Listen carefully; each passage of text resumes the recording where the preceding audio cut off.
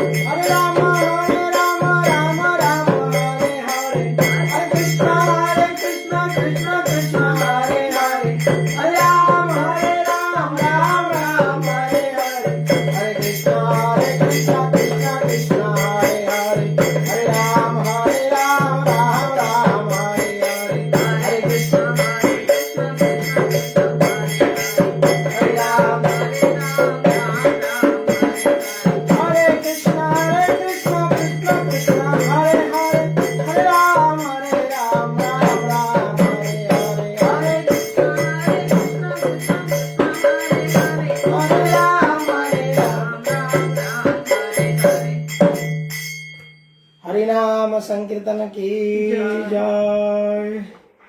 श्रील जीव गोस्वामी की जय। श्रीमद् भगवत गीता की जय। श्री श्री राधा मदन मोहन जी की जय। समवेत वैष्णव भक्त वृंद की जय। श्री श्री गुरु गौरांग जयति निताय गौर प्रेमानंदे। हरि हरि बोल। हरे कृष्णा। तो आज पवित्र वैष्णव ठाकुर श्रील जीव गोस्वामी, जो हमारे षड गोस्वामियों से में से जीव गोस्वामी, उनकी आज तिरुभाव दिवस है। और ये आज की सॉन्ग इज डेडिकेटेड टू जीव गोस्वामी पाद। तो जीव गोस्वामी महान वैष्णव है। ये रूप और सनातन गोस्वामियों के ये उनकी भांजा है, नेफ्यू है। तो ये मामा के पदचिन्ह पर चले और ये भी वृंदावन में उनके पास से काफी ज्ञान लाभ किया, शिक्षा लाभ किया। और सारे गोस्वामियों से जितनी टीकाएं, जितनी रचना किया गया है, नाना शास्त्र ग्रंथ, जीव गोस्वामी सर्वश्रेष्ठ है, इसके अंदर निपुण है। तो आज भी बनारस में जीव गोस्वामी की एक बहुत बड़ा संग्रहालय है, पुस्तकालय है, जहाँ पे उनकी बहुत अनेक प्रकार गौड़ीय वैष्णव तत्वों के ऊपर उनकी व्याख्या, उनकी किताबें, पुस्तक आपको देखने मिलेगा। तो वैष्णव छाड़िया वैष्णव सेवा निस्तार पाई छे केवा। तो अगर ये भवसागर से निस्तार पाना है, ये संसार से मुक्ति पाना है, तो वैष्णव सेवा के सिवाय और कोई रास्ता नहीं है। छाड़िया वैष्णव सेवा निस्तार पाई छे केवा। प्रभु कहे वैष्णव सेवा नाम संकीर्तन, दुई करो शीघ्र पावे श्री कृष्ण चरण। अगर श्री कृष्ण के चरण कमल को प्राप्त करना है तो वैष्णव सेवा और नाम संकीर्तन, ये दो सर्वश्रेष्ठ है।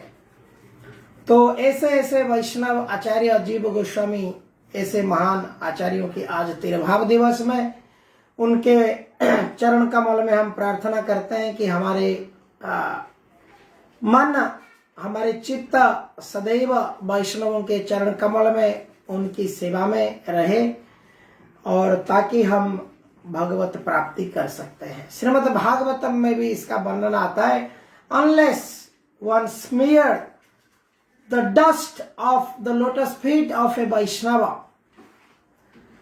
he cannot attain the supreme personality of Godhead। तो एक शुद्ध वैष्णव, महान वैष्णव, जो नन अदर देन कृष्ण, तो ऐसे वैष्णव की चरण धूलि को एक व्यक्ति अपने शरीर में, मस्तक में लगाना चाहिए।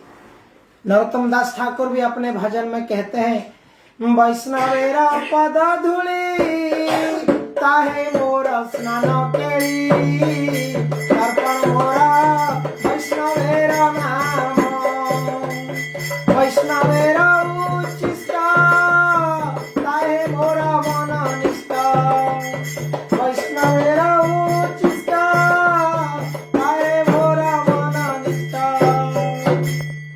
तो इस प्रकार से वैष्णव की महिमा ये हम जानते हैं कि कैसे हम भगवान के भक्त, भगवान के श्रेष्ठ वैष्णव भक्तों को प्लीज करने से, उनको तृप्ति करने से भगवान तृप्ति होते हैं। तो इसी प्रकार से हम आज श्री जीव गोस्वामी को प्रार्थना करते हैं कि इस प्रकार से हमारा मन को कृष्ण पदारविंद में लगे रहे और हमारा चित्त इस प्रकार से भगवत कथा के प्रति रुचि रहे। तो आज की भगवत गीता के 9वां अध्याय की हम प्रथम दिन हमने 2 श्लोक पाठ किया और उसकी परपोट की व्याख्या आज हम करेंगे, जो कल हमने थोड़ा सा ही पढ़ा था उसमें से। तो जहाँ पर हमने देखा कि ये 9 अध्याय गुह्यतम ज्ञान है, कॉन्फिडेंशियल नॉलेज। परंतु यहाँ पर एक प्रश्न आता है, कोई किसी का मन में प्रश्न ऐसा आ भी सकता है कि कॉन्फिडेंशियल चीज, गुप्त, सीक्रेट, तो कृष्ण खुल्लम खुल्ला दे रहे हैं बता रहे ये कॉन्फिडेंशियल। हम कहते हैं भाई ये कॉन्फिडेंशियल है, किसी को बताना मत, ये कॉन्फिडेंशियल है। परंतु यहाँ कृष्ण खुल्लम खुल्ला ये कॉन्फिडेंशियल नॉलेज को समग्र जीव के लिए दे रहे हैं। परंतु ये नॉलेज को ऐसे कॉन्फिडेंशियल भक्त ही इसको ले सकता है, बाकी लोग ये ज्ञान को नहीं ले सकते हैं, समझ नहीं पाते हैं इसे ज्ञान को। इसलिए हमें यहाँ समझना है कि कॉन्फिडेंशियल नॉलेज बट ओपन है सबके लिए, it is open for all. जैसे महाप्रभु जब भगवान कृष्ण की प्रेम में उन्मत्त होते थे, वो ऐसे शुद्ध दिव्य प्रेम को वो हर किसी को दे देते थे, क्वालिफाइड अनक्वालिफाइड देखते नहीं थे, पात्र अपात्र ना देखिया स्थान। कोई पात्र है कोई अपात्र है वो नहीं देखते थे श्रीमान चैतन्य महाप्रभु। उसी प्रकार से कृष्ण भी ये नॉलेज को पात्र अपात्र यहाँ पर नहीं, ये सबके लिए रखे हैं। जो केवल एक शुद्ध वैष्णव प्रामाणिक गुरु के शरण में आएगा, वैष्णव भक्त के संग में आएगा, वो क्या करेगा, इसको समझ तो पाएगा और उसके साथ साथ अपने जीवन में अपनाएगा। क्योंकि भगवत गीता के इस ज्ञान को अगर जीवन में नहीं अपना पाए, मैं देखा हूं हमारे गांव में भी कई लोग इस भगवत गीता को बचपन से मैं देखे आ रहा हूं, वो पढ़ते रहते हैं, लेकिन गांजा चिलम पीना बंद नहीं हुआ है हाथ से, पान तंबाकू खाना बंद नहीं हुआ है, व्यसन से मुक्त होना अभी तक नहीं हुआ है।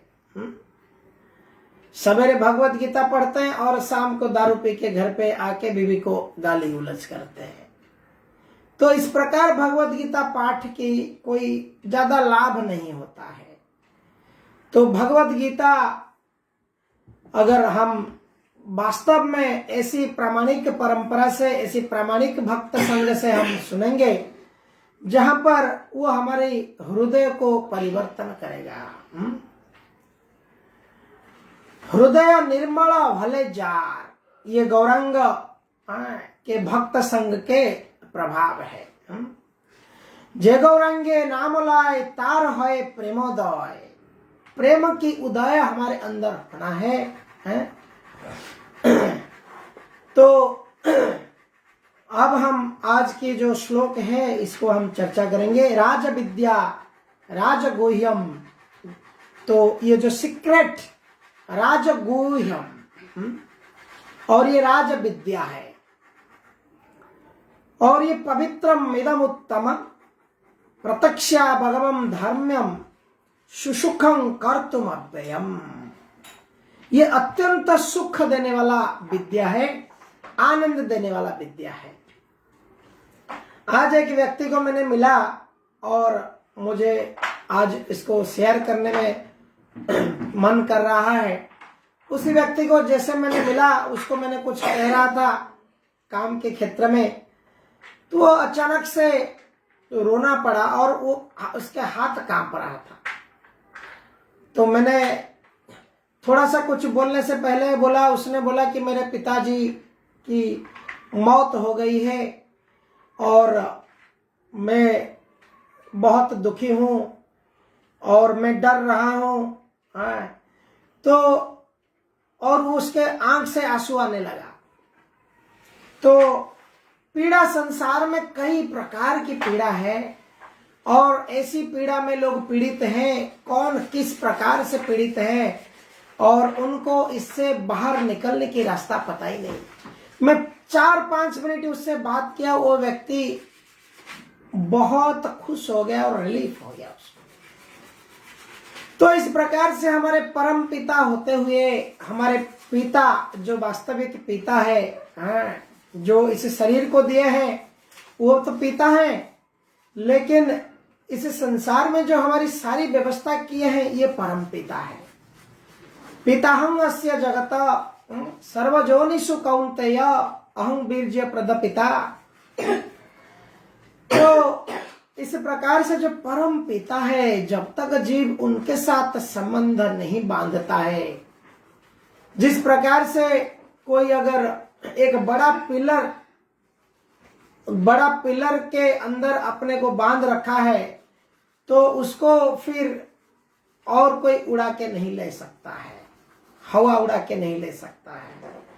इसी प्रकार से अगर हम सुप्रीम पिलर, सुप्रीम खंबा जो हमारे जीवन की केंद्र है परम पुरुष भगवान, उनको अगर हम पकड़ रखे हैं तो हमारा जीवन से कोई जाए या कोई आ जाए, हमको ज्यादा वो चिंतित नहीं करेगा।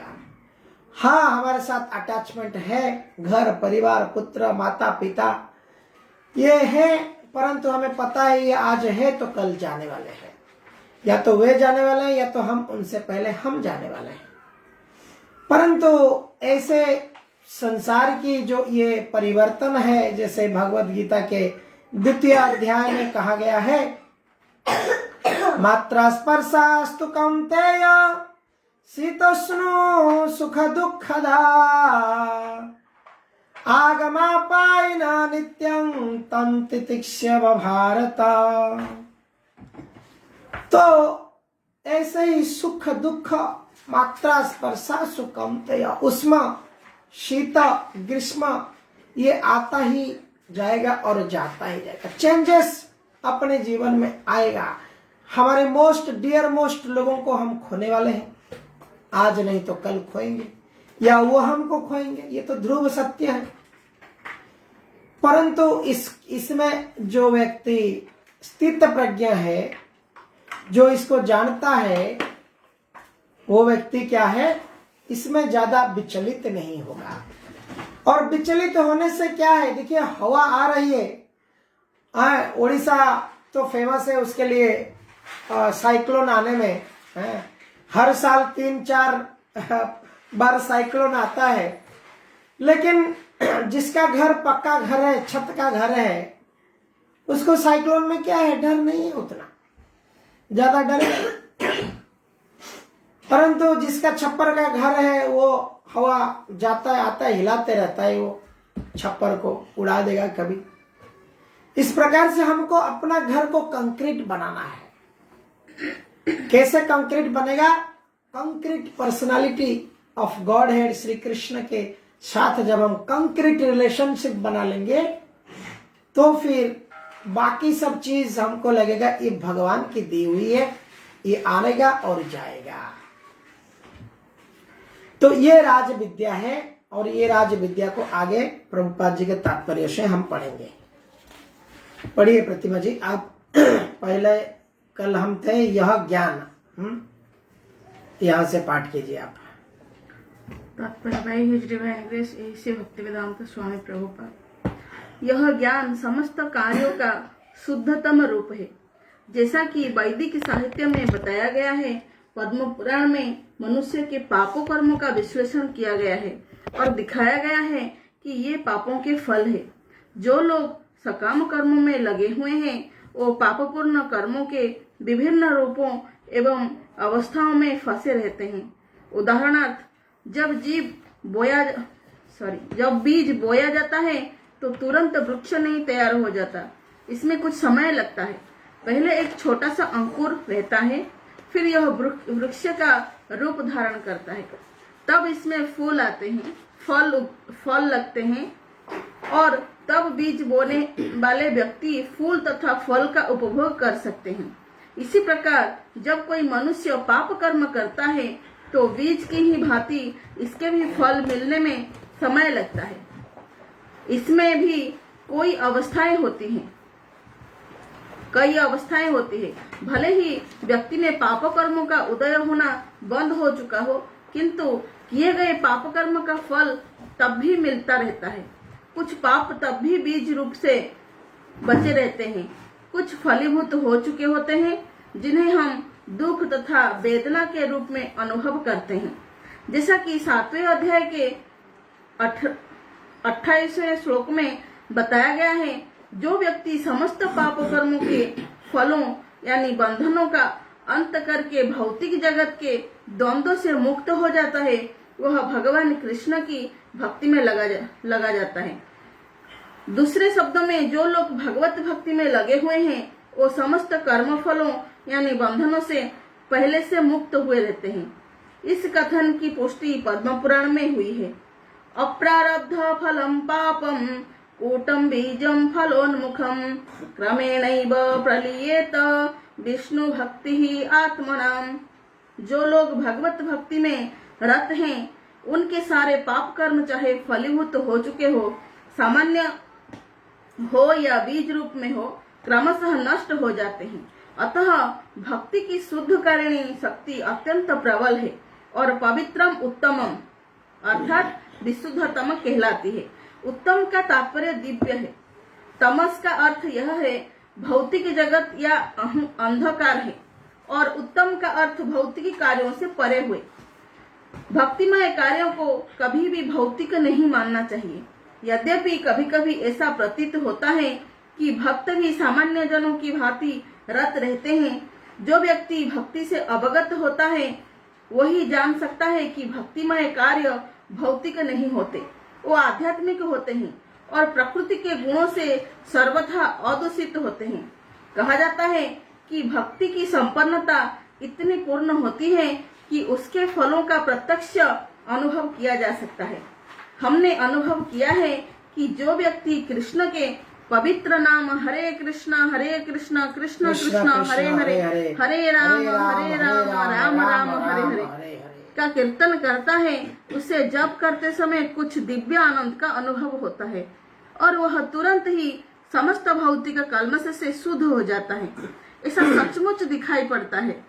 यही नहीं, यदि कोई श्रवण करने में ही नहीं अपितु भक्ति कार्यों के संदेश को प्रचारित करने में भी लगा रहता है या कृष्ण भावनामृत के प्रचार कार्यों में सहायता करता है, तो उसे क्रमशः आध्यात्मिक उन्नति का अनुभव होता रहता है। आध्यात्मिक जीवन की यह प्रगति किसी पूर्व शिक्षा या योग्यता पर निर्भर नहीं रहती। यह विधि स्वयं इतनी शुद्ध है कि इसमें लगे रहने से मनुष्य शुद्ध बन जाता है। वेदांत सूत्र में 3.2.26 में भी इसकी वर्णना प्रकाशंच कर्मण्यभ्यासात् के रूप में हुआ है, जिसका अर्थ है कि भक्ति इतनी समर्थ है कि भक्ति कार्यों में रत होने मात्र से बिना किसी संदेह के प्रकाश प्राप्त हो जाता है। इसका उदाहरण नारद जी के पूर्व जन्म में देखा जा सकता है, जो पहले दासी के पुत्र थे। वो ना तो शिक्षित थे, ना ही राजकुमार में उत्पन्न हुए थे, किंतु जब उनकी माता भक्तों की सेवा करती रहती थी, नारद भी सेवा करते थे और कभी कभी माता की अनुपस्थिति में भक्तों की सेवा स्वयं करते रहते थे। नारद स्वयं कहते हैं, उच्छिष्ट लेपानुनो मोदितो दीजे ही सकृत्स्म भुंजे तदपास्त किल्बिषः एवं प्रवृत्तस्य विशुद्ध चेतस स्वधर्म एवात्म रुचि ही प्रजायते। श्रीमद् भागवतम के इसी श्लोक में 1.5.25 में नारद जी अपने शिष्य व्यासदेव से अपने पूर्व जन्म का वर्णन करते हैं। वो कहते हैं कि पूर्व जन्म में बाल्यकाल में वो चातुर्मास्य में शुद्ध भक्तों यानी भागवतों की सेवा किया करते थे, जिसमें उन्हें उनकी संगति प्राप्त हुई। कभी कभी वो ऋषि अपनी थालियों से उच्चिष्ट भोजन छोड़ देते थे और यह बालक थालियां धोते समय उच्चिष्ट भोजन को चखना चाहता था। अतः उसने उन ऋषियों से अनुमति मांगी और जब उन्होंने अनुमति दे दी तो बालक नारद उस उच्चिष्ट भोजन को खाता था। फलस्वरूप वह अपने समस्त पाप कर्मों से मुक्त हो गया। जो जो वह उच्चिष्ट खाता रहा त्यों वह ऋषियों के समान शुद्ध हृदय बनता गया, क्योंकि वो महाभागवत भगवान की भक्ति का आस्वादन श्रवण तथा कीर्तन द्वारा करते थे। अतः नारद ने भी क्रमशः वैसी रुचि विकसित कर ली। नारद आगे कहते हैं, तन्नानोहम कृष्ण कथा प्रगायतम अनुग्रहेण शृणोवम मनोहरः ताः श्रद्धया में अनुपदम दिशृणुतः प्रिय श्रवसंग ममा भवत रुचि। ऋषियों की संगति करने से नारद में भी भगवान की महिमा के श्रवण तथा कीर्तन की रुचि उत्पन्न हुई और उन्होंने भक्ति की तीव्र इच्छा विकसित की। अतः जैसा कि वेदांत सूत्र में कहा गया है, प्रकाशंच कर्मण्यभ्यासात्, जो भगवत भक्ति के कार्यों में केवल लगा रहता है उसे स्वतः सारी अनुभूति हो जाती है और वह सब समझने लगता है। इसी का नाम प्रत्यक्ष या प्रत्यक्ष अनुभूति है। आगे पढ़ना है। हरे कृष्णा। वैष्णवेरा उच्चिष्टा ताहे मोरा मना निष्ठा तर्पण मोरा वैष्णवेरा नाम। तो यहाँ पर देखिए, नारद मुनि वैष्णव ऋषि संतों के उच्चिष्ट आस्वादन करने में अपने मन किया और फल क्या हुआ कि नारद मुनि ऐसे भक्ति वेदांत वैष्णव के संग प्राप्त करके वो आगे अपने नारद मुनि की जैसी उनकी दिव्य शरीर को प्राप्त किए। और उसके पहले हमने जैसे देखा, जीव यहाँ पर प्रभुपाद जी कहते हैं कि अप्रारब्ध फलम पापम, पद्म पुराण में ये दी गई जो श्लोक है, अप्रारब्ध पापम कुटं बीज फलो उन्मुखम। तो जो भगवत भक्ति करते हैं उनकी जो प्रारब्ध के फल है, पाप के फल है, बीज है, वो बीज क्या होता है, वो नष्ट हो जाता है। जो लोग भगवत गति में रत है उनके सारे पाप कर्म चाहे फलीभूत हो चुके हो, सामान्य हो या बीज के रूप में हो, तीन प्रकार के होगा। या तो पाप का फल बीज के रूप में होगा, या तो अंकुरित हुआ होगा, या तो फल गया होगा। परंतु ये सारे क्रमशः धीरे धीरे धीरे धीरे भक्ति करने से नष्ट हो जाता है। तो इस प्रकार से भक्ति करने से क्या है, सामान्य मनुष्य एक प्रोसेस में आ जाता है। देखिए, हम कोई कहेंगे कि हमने तो अभी भक्ति कर रहा है, फिर भी हमारे जीवन में अभी भी क्यों कष्ट आ रहा है, अभी क्यों भी दुख आ रहा है, तकलीफ आ रहा है, क्यों आ रहा है। कई ऐसे लोग हैं जो क्रिटिसाइज भी करते हैं, देखो देखो माला जप करके जीवन भर हरिनाम की माला जप किया, जीवन भर नॉनवेज नहीं खाया, इतना सब साधुवादी दिखाया, अभी देखो पैरालिसिस होके पड़ा है, कोई करने को नहीं है, बिस्तर में पड़ा है, बहुत दुख भोग रहा है। ऐसा क्यों है? अगर वो अच्छा आदमी था, अच्छा भगवान का भक्ति किया है, लोगों को सब प्रचार अच्छा किया है, तो उसको इतना तकलीफ क्यों हो रहा है अभी मृत्यु के समय में? तो ऐसे जो अल्पज्ञानी व्यक्ति भ्रमित होकर के कहते हैं कि जरूर ये भक्ति से कोई फल नहीं होता है, ये भगवत भक्ति करने से कोई भगवान नहीं दिखता है। उसी भगवान के लिए जीवन भर इतना मेहनत किया, इतना सब किया, देखो बुढ़ापा में कितनी परेशानी हो रही है। इसी प्रकार से व्यक्ति को क्या होता है, समझ में नहीं आता है। तो मनुष्य, चार्जर का पॉइंट ऑन कर दो।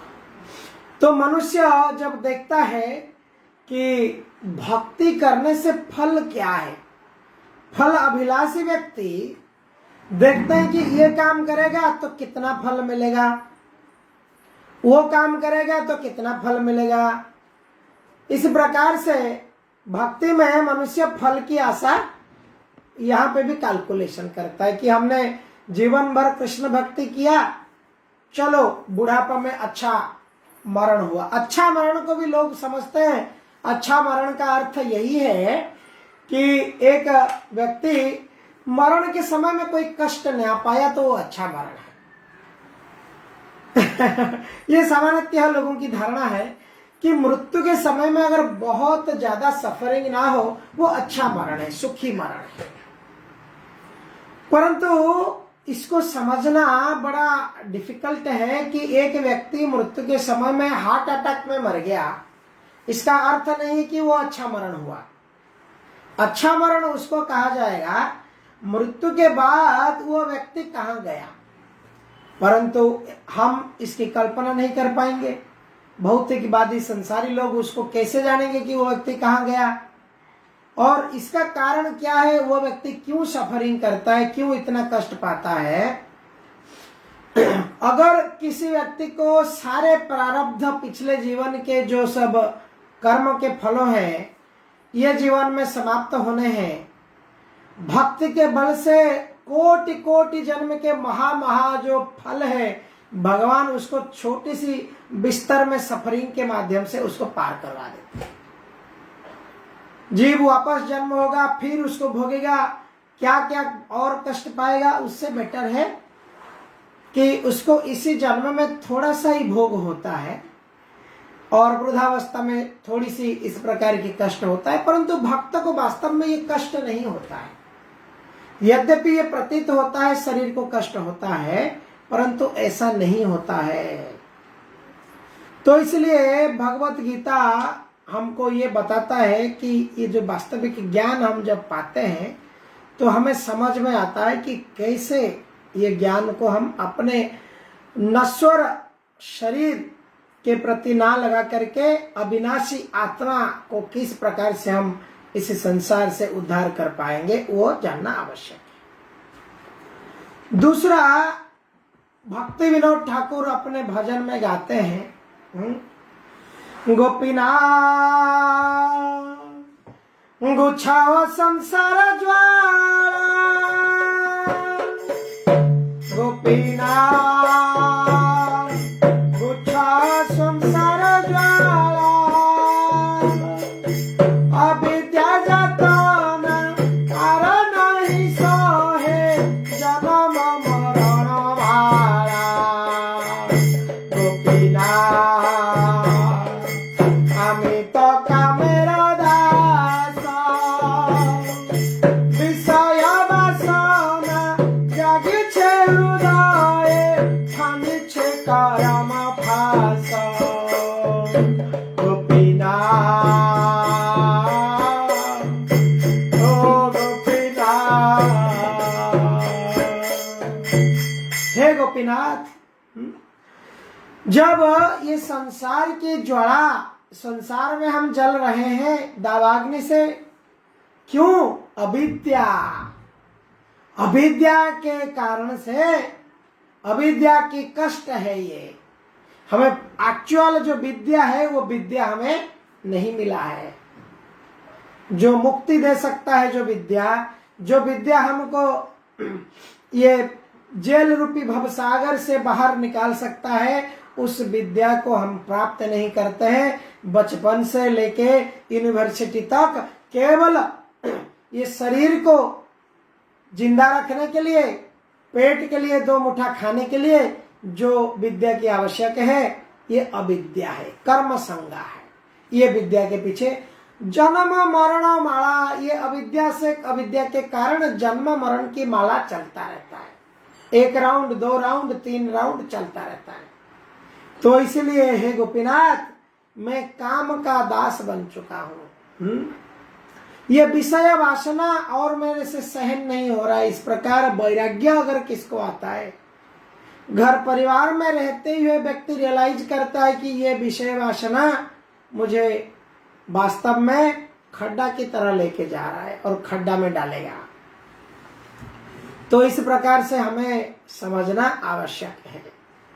और एक भजन में कहते हैं, विफल से बिनु कृपण दुर्जन, विफल से बिनु कृपण दुर्जन, चपल सुख लाभ लागी, चपल सुख लाभ लागी। बजाओ रे मना श्री नंद नंदन, अभय चरण बिंद रे। मैं ये अविद्या के कारण, मैं अविद्या इसलिए कह रहा हूं कि हम विद्या, राज विद्या की चर्चा कर रहे हैं। ये राज विद्या है, विद्या के सारे विद्याओं के श्रेष्ठ विद्या है। तो अविद्या क्या है? जो अविद्या पढ़ करके हम क्या करते हैं? कृपण और दुर्जनों की सेवा करते हैं। देखिए, संसार में हम जो भी अर्थ उपार्जन करते हैं, हम किसी न किसी कृपण और दुर्जन के अंडर में जॉब करते हैं, या ऐसे ही कुछ सर्विस करते हैं जहां पर हम कृपण और दुर्जन की सेवा करते हैं। कोई सत्यजन नहीं है इस संसार में। प्रभुपाद जी कहते हैं, this place is not for gentleman, this place is not to live और stay for gentleman. One has to get out from this miserable material world as soon as possible by taking shelter under a bona fide Vaishnava Guru. तो इसलिए ऐसे ही कृपण दुर्जन के सेवा करके हम कैसे सज्जन बन सकते हैं, इसलिए हमें यहाँ समझना बहुत आवश्यक है। तो नारद मुनि की कथा आप लोगों ने अभी स्टोरी सुना, कैसे नारद मुनि वासुदेव जी उनको बता रहे थे भागवतम में कि कैसे उन्होंने पूर्व जन्म में वैष्णव की सेवा किया। उनकी माँ वैष्णव की दासी थी आश्रम में, और उनकी उच्चिष्ट सेवन करके उन्होंने नारद मुनि जैसे परिव्राजक आचार्य बने। तो आगे वाले अभी जो बचा है उसको हम पाठ करेंगे। कोई पढ़ना चाहेंगे प्लीज? हरि बोल।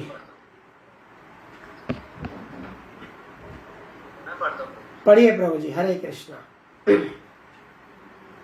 भक्ति योग नहीं, धर्मम। धर्मन, धर्मन शब्द का अर्थ है जय। धर्मम शब्द का अर्थ है धर्म का पथ। नारद वास्तव में दासी पुत्र थे। उन्हें किसी पाठशाला में जाने का अवसर प्राप्त नहीं हुआ था। वे केवल माता के कार्यों में सहायता करते थे और सौभाग्यवश उनकी माता को भक्तों की सेवा का सुयोग प्राप्त हुआ था। बालक नारद को भी यह सुअवसर उपलब्ध हो सका कि वे भक्तों की संगति करने से ही समस्त धर्म के परम लक्ष्य को प्राप्त कर सके। यह लक्ष्य है भक्ति, जैसा कि श्रीमद् भागवत में कहा गया है, स वै पुंसां परो धर्मो यतो भक्ति दुद्धोजसे। सामान्यतः धार्मिक व्यक्ति यह नहीं जानते कि धर्म का परम लक्ष्य भक्ति की प्राप्ति है। जैसा कि हम पहले ही 8वें अध्याय के अंतिम श्लोक की व्याख्या करते हुए कह चुके हैं, वेदेषु यज्ञेषु तपःसु चैव। सामान्यतया आत्म साक्षात्कार के लिए वैदिक ज्ञान आवश्यक है, किंतु यहाँ पर नारद न तो किसी गुरु के पास पाठशाला में गए थे, न ही उन्हें वैदिक नियमों की शिक्षा मिली थी, तो भी उन्हें वैदिक अध्ययन के सर्वोच्च फल प्राप्त हो सकते। यह विधि इतनी सशक्त है कि धार्मिक कृत्य किए बिना ही मनुष्य सिद्धि पद को प्राप्त होता है। यह कैसे संभव होता है, इसकी भी पुष्टि वैदिक साहित्य में मिलती है। आचार्यवान पुरुषो वेद। महान आचार्यों के संसर्ग में रहकर मनुष्य आत्म साक्षात्कार के लिए आवश्यक समस्त ज्ञान से अवगत हो जाता है, भले ही वह अशिक्षित हो या उसने वेदों का अध्ययन न किया हो। भक्ति योग अत्यंत सुखकर यानी सुसुखम होता है। ऐसा क्यों? क्योंकि भक्ति में श्रवणम कीर्तनम विष्णु रहता है, जिससे मनुष्य भगवान की महिमा के कीर्तन को सुन सकता है या प्रामाणिक आचार्य द्वारा दिए गए दिव्य ज्ञान के दार्शनिक भाषण सुन सकता है। मनुष्य केवल बैठे रहकर सीख सकता है, ईश्वर को अर्पित अच्छे स्वादिष्ट भोजन का उच्छिष्ट खा सकता है। प्रत्येक दशा में भक्ति सुखमय है। मनुष्य गरीबी की हालत में भी भक्ति कर सकता है। भगवान कहते हैं, पत्रम पुष्पम फलम तोयम। वे भक्त से हर प्रकार की भेंट लेने को तैयार रहते हैं, चाहे वह पत्र हो, पुष्प हो, फल हो या थोड़ा सा जल। जो कुछ भी संसार के किसी भी कोने में उपलब्ध हो या किसी व्यक्ति द्वारा उसकी सामाजिक स्थिति पर विचार किए बिना अर्पित किए जाने पर भगवान को वह स्वीकार है, यदि उसे प्रेम पूर्वक चढ़ाया जाए। इतिहास में ऐसे अनेक उदाहरण प्राप्त हैं। भगवान के चरण कमलों पर चढ़े तुलसी दल का आस्वादन करके संत कुमार जैसे मुनि महान भक्त बने। अतः भक्ति योग अति उत्तम है और इसे प्रसन्न मुद्रा में संपन्न किया जा सकता है। भगवान को तो वह प्रेम प्रिय है जिससे उन्हें वस्तुएं अर्पित की जाती है। यहाँ पर कहा गया है कि भक्ति शाश्वत है। यह वैसे नहीं है जैसा कि मायावादी चिंतक साधिकार कहते हैं।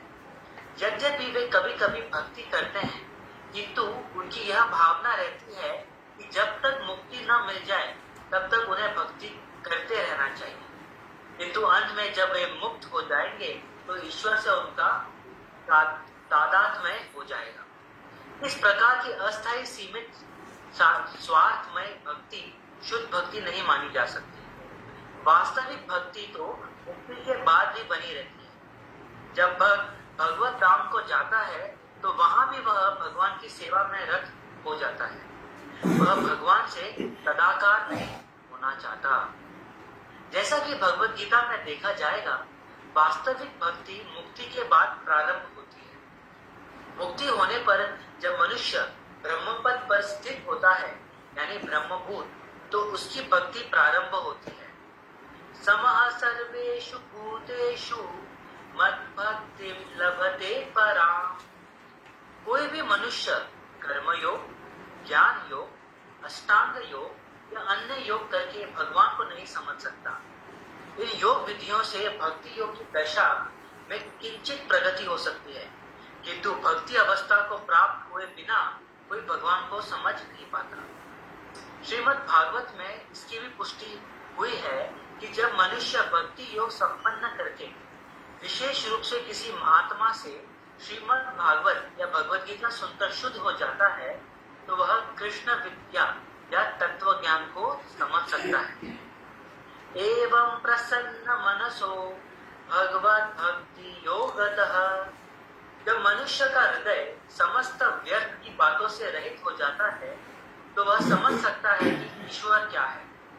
इस प्रकार भक्ति योग या कृष्ण भावनामृत समस्त विद्याओं का राजा और समस्त तुल्य ज्ञान का राजा है। यह धर्म का शुद्धतम रूप है और इसे बिना कठिनाई के सुख पूर्वक संपन्न किया जा सकता है। अतः मनुष्य को चाहिए कि इसे ग्रहण करे। हरे कृष्ण। हरे कृष्णा। बहुत बहुत धन्यवाद प्रभु जी।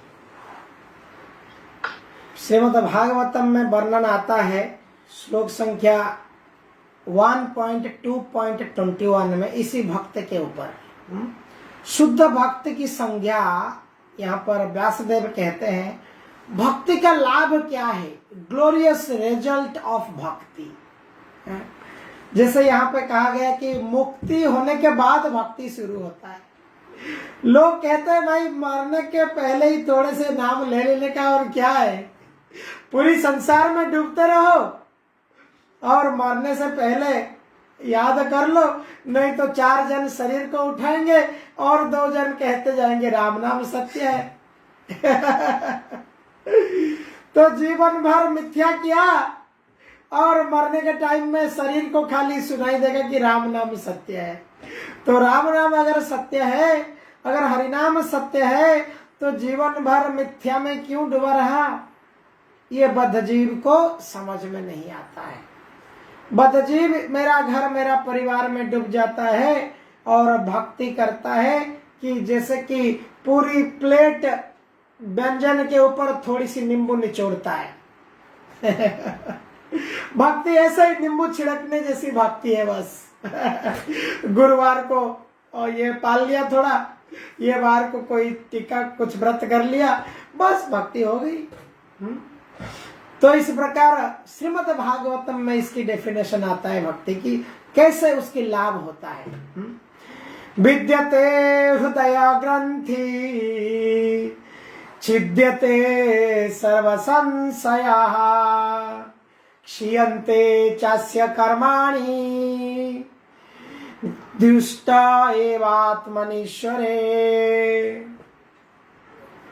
विद्यते हृदय ग्रंथि, जो हृदय की नॉट है, गांठ पड़ा हुआ है। हमारी गांठ किसी में बांधा हुआ है, संसार से गांठ बांधा हुआ है। ये heart is attracted to my house, my family, my home, my sweet car, my sweet dog. अभी तो डॉग तो जुड़ गया, आजकल डॉग का फैशन आ गया है।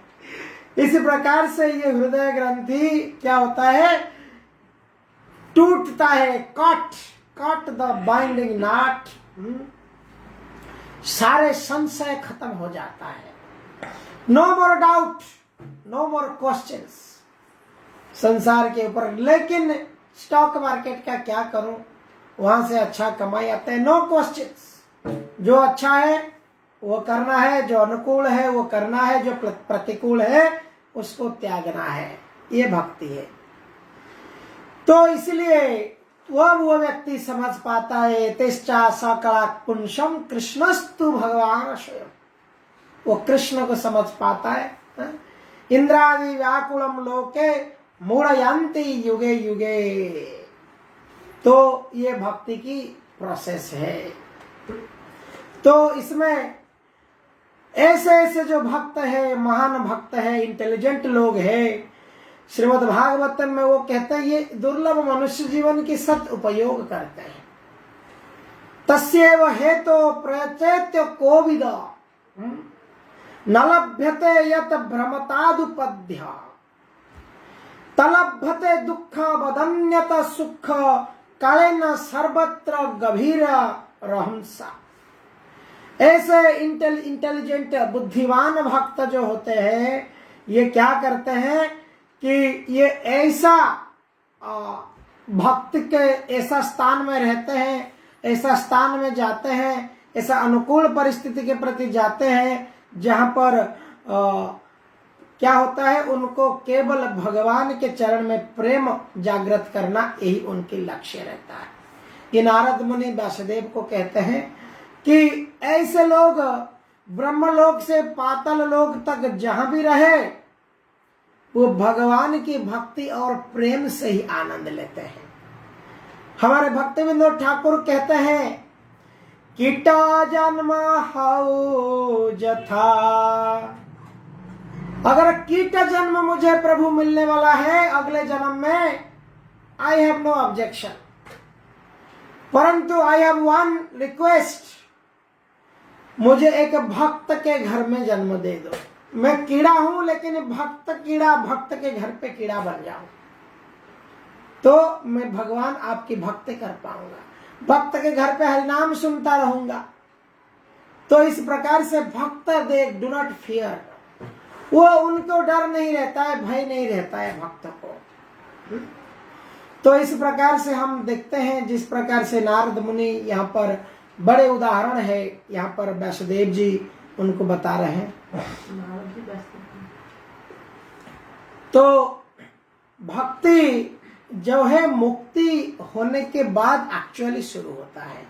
तो यहाँ पर जो शुद्ध भक्ति वास्तव में कोई कर रहे हैं या थोड़े बहुत हम लोग भक्ति के पथ में आया है, तो हमें यह समझना है कि हमें मुक्ति मिल चुका है या आधा मुक्ति मिल चुका है, ये सत्य है। देखिए जिनको मुक्ति नहीं मिला है वो बंधे हुए हैं, उनको भगवत भक्ति की प्रति रुचि ही नहीं है। तो इससे समझना है कि भक्त को मुक्ति इसी जन्म में, इसी संसार में ही मिल जाता है। तो इसी संसार में, इसी शरीर में, इसी जन्म में जब मुक्ति मिलता है वह भक्ति करता है। भक्ति हित्वा अन्यथा रूपम स्वरूपेण अवस्थिति, इसी शरीर में वो स्वरूप को समझ जाता है। क्या है? नित्य सिद्ध कृष्ण प्रेम साध्य करुणा श्रवणादि शुद्ध चिते करहे उदार। भक्ति प्रेम को कैसे जागृत करना है? कलयुग में ये श्री चैतन्य चरितामृत में कविराज गोस्वामी कहते हैं कि नित्य सिद्धा, ये जो प्रेम है, ये जो भक्ति है, ये इनबिल्ड है। जैसे मोबाइल के अंदर हम देखते हैं कुछ एप्लीकेशन से जो इनबिल्ड है, ऑलरेडी इट इज देयर। इस प्रकार से हमारे हृदय के अंदर ऑलरेडी भक्ति है, इनबिल्ड नेचर है, नित्य सिद्ध है। परंतु ये किसमें? काम क्रोध आदि आज के भाषण में गए थे? नहीं, कल था ये। मोरे बिदारिया हो, ये काम क्रोध लोभ मोह मद माश्चर्य, ये छह प्रकार के, इस प्रकार के मुझे बहुत कवर करके रखा है मेरे हृदय में। यद्यपि एप्लीकेशन है, लेकिन वो एप्लीकेशन स्लीपिंग मोड में है तो उसको स्लीपिंग मोड से हमको क्या करना है? ये आवरण को हटाना है। एक आत्मा, एक जीव को 5 प्रकार के कवरिंग है, आवरण है। तामिश्र, अंध तामिश्र, मोह, महामोह, इस प्रकार से ये सर इतने, एक व्यक्ति को अगर 5 दरवाजा के अंदर वाली कमरे में बंद कर दिया जाए, वो बाहर क्या देख पाएगा? इस प्रकार से हम इस संसार में जो कर रहे हैं, हमको लग रहा है कि यही सही है और यही सत्य है। घर परिवार पालन करना, बच्चों माँ बाप की जवाबदारी लेना, बच्चों की पढ़ाई देखना, माता पिता की सेवा करना, पत्नी की इच्छाएं पूर्ति करना, यही जीवन की धर्म है। यही मनुष्य शरीर इसलिए मिला है। अवश्य यही करना धर्म है, लेकिन this is not at all, यही सब कुछ नहीं है। इसलिए श्रीमद् भगवत गीता में भगवान कहते हैं कि आप जो कुछ करते हो, यत् करोसि यदश्नोसि यज्जुहसि ददासि यत् तपस्यासि कौन्तेय तत्कुरु समदर्पण। आप जो भी कुछ करते हो, परिवार की सेवा करते हो, बच्चों की सेवा करते हो, जो भी कार्य करते हो, अगर उसको मुझे अर्पण करते हो तो ये भक्ति हो जाता है। तो इसलिए कुंती महारानी को आप देखिए, कुंती महारानी इतने महान आत्मा है, उनके जीवन में पूरा दुख ही दुख था, और इतने दुख में रहते हुए भी वो कृष्ण को प्रे करते हैं, विपदा संतु ता संतु तत्र तत्र जगत गुरु भवतो दर्शनं यस्यात् पुनर्भव दर्शनं।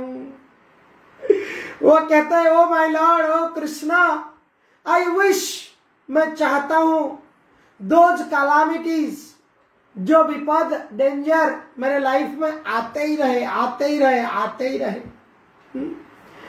और इससे क्या होगा कि मैं आपको देखता रहूंगा, आपको मैं बार बार देखता रहूंगा, और आपको देखना अर्थ है कि जन्म मृत्यु जरा व्याधि पुनर्जन्म को दोबारा नहीं देखना।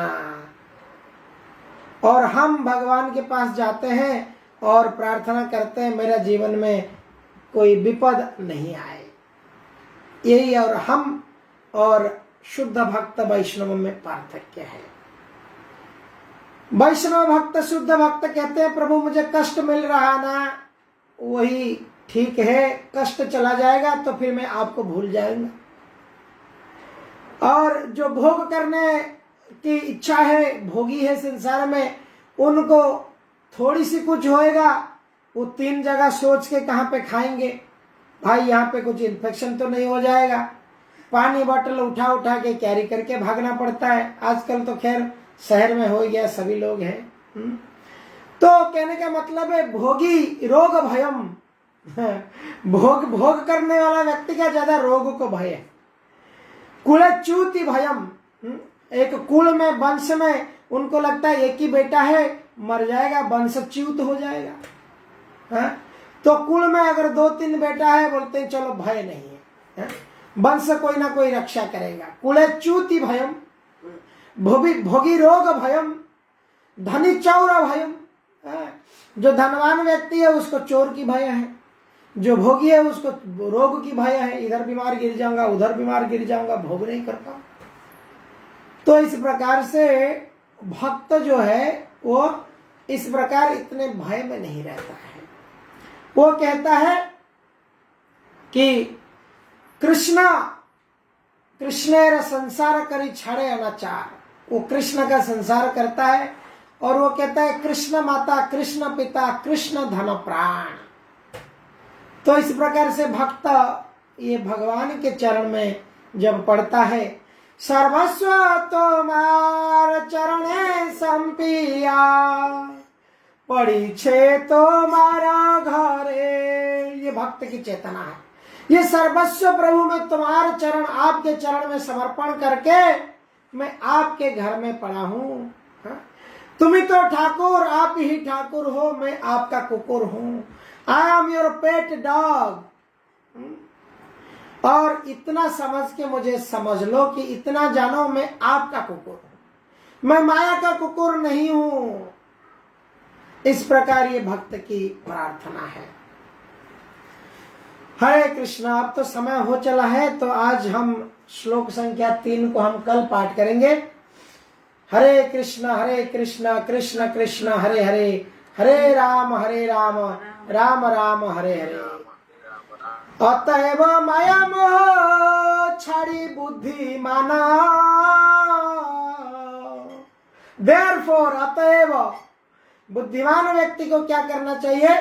अतएव माया मोह छाड़ी बुद्धि माना, नित्य सिद्ध कृष्ण भक्ति करहे सदा।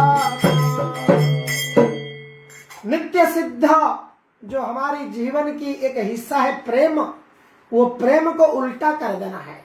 संसार प्रेम, वस्तु प्रेम, ये फालतू इधर उधर की प्रेम, इसको उल्टा करके भगवत प्रेम करके फिर क्या करना है? साधन करना है। हरे कृष्णा कृष्ण कृष्ण हरे हरे, हरे राम राम राम हरे हरे। अनंत कोटि वैष्णव वृंद की जय। हरि हरि बोल।